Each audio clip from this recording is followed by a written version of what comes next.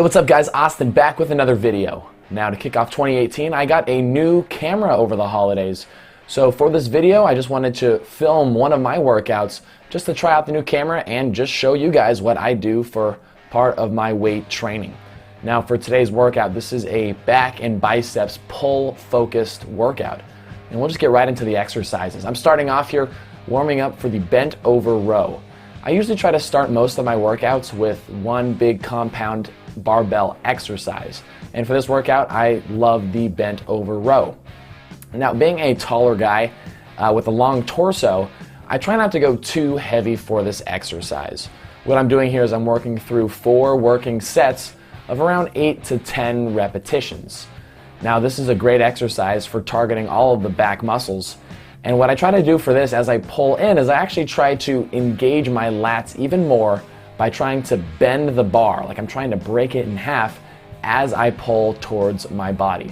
Doing what I can to not let the bar go out too far in front of me in order to not compromise my lower back. That's the thing with having a longer torso too, is that your lower back is not stabilized in this exercise. It's up to you to keep your lower back tight, and that can sometimes take away from a lot of the benefit you get from the movement. However, as far as developing overall core stability and overall stabilization throughout the body during a compound movement, this is a great exercise for that. After 4 working sets of the bent over row, taking about 75 seconds or so rest in between, I moved on to dumbbell shrugs. Now, in the studio that I film most of my videos in, the weights, the dumbbells, they only go up to about 50 pounds. Now with a shrugs exercise, that's working our trap muscles, very strong muscle group. And usually you can add on quite a bit of weight to make this a challenging exercise. But when you're limited to only 50-pound dumbbells, what I tried to do here is I really tried to slow down the motion and focus on keeping constant tension for a long period of time. So I was aiming for about 15 repetitions for each of these sets, paying close attention to shrugging up my shoulders as high as I possibly could, and then more importantly, actively trying to pull my shoulders down at the bottom of the movement, getting as much range of motion as possible and keeping tension in those muscles the entire time. This was able to make 50 pounds, which maybe for some people might not seem like a lot of weight, really, really burn as you got towards the end of those reps. Now you might notice with the dumbbells that I'm carrying them at my sides, but I'm also trying to actively carry them behind me as well as at my sides, trying to avoid keeping the dumbbells in front, and that's because our trap muscles are located behind us, and so keeping the weights closer to behind the body really helps fight directly against gravity throughout each repetition. Now after the shrug exercises, I moved on to 1.5 rep assisted pull-ups. Now if you've never done this exercise before with the 1.5 reps, it is killer. Now I'm using an assistance band in order to help me get more repetitions out of each set. I bring my hands about 1.5 shoulder widths apart to really help engage the lat muscles. And with the 1.5 reps, that allows you to activate the lats even more, because as you start to descend, if you stop yourself halfway and then do the motion again, that's really firing away at those back muscles and keeping that contraction back there. Because I found with a lot of pull down and a lot of pull up exercises is that you feel it a lot in your arms, and it's really hard to really get that mind muscle connection to the back. And doing these 1.5 reps is a great way to help build that connection and get more contraction out of the back. You'll notice that my feet look a little funny in the resistance band, and that's because being 6'8", I can't get a full range of motion with my legs straight on the ground for most pull-up bars. So I have to actually bend my knees, and therefore I have to place the resistance band in a very specific spot on my foot in order to get the full range of motion up and down. Hashtag tall guy problems.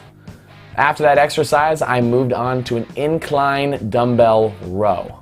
Now this exercise can be very similar to the bent over row, but instead now while you're lying on a bench, your lower back is no longer something of concern. It is stabilized by the bench, and now you can focus all of your strength into the actual rowing of the exercise.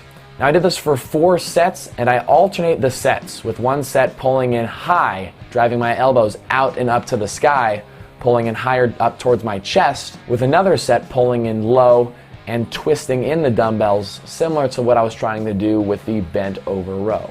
Now by alternating the sets like this, you get one set that focuses a lot on the upper back, middle back, and rear deltoid muscles, whereas the low row sets focus more on the lats. After that exercise, my last back exercise that I did is I finished with a face pull. Now this is a great exercise for help building up your upper traps and really firing away at your rear deltoid muscles. A lot of people think they need to use a cable machine in order to do this exercise, but you can do the same thing with a resistance band, just like I'm doing. However, with the resistance band, what I find you get a lot more out of is when you actually hold the contraction for about a half second as you pull the bands in. Because unlike just a cable machine that lifts a weight up and down, with the resistance bands you get more tension the farther you pull. So you can get a lot more muscle activation by holding the rep for just a split second before coming up for the next repetition. I focus this exercise for 3 sets around 15 repetitions each, going for higher reps and looking for that burn in the upper back. And I finished off this workout with 2 bicep exercises. And this first exercise is just a standard barbell curl.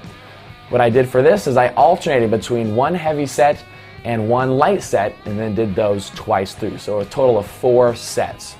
1 set focusing on low reps of about 8 to 10, while the second set focusing on higher reps, aiming for around 20. Just looking for that burn and a quick contraction up and down for the exercise.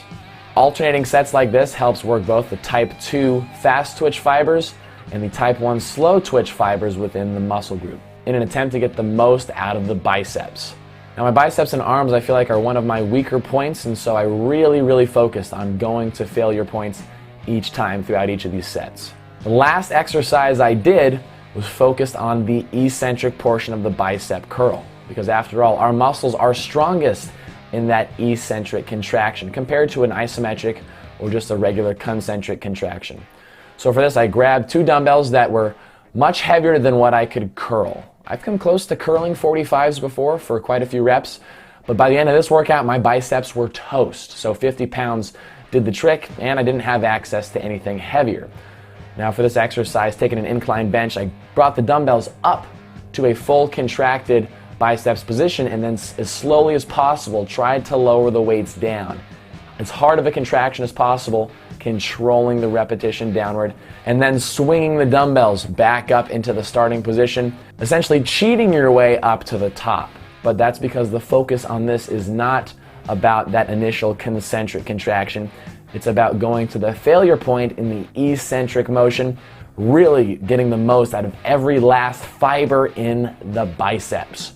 And of course, after any workout, you have to finish off with some posing. So there's a little posing for you. Hope you guys enjoyed the video, maybe got a little motivation out of it, and you're starting off 2018 right. Thanks guys for watching. Be sure to let me know what you think in the comments below, and I'll see you guys next video.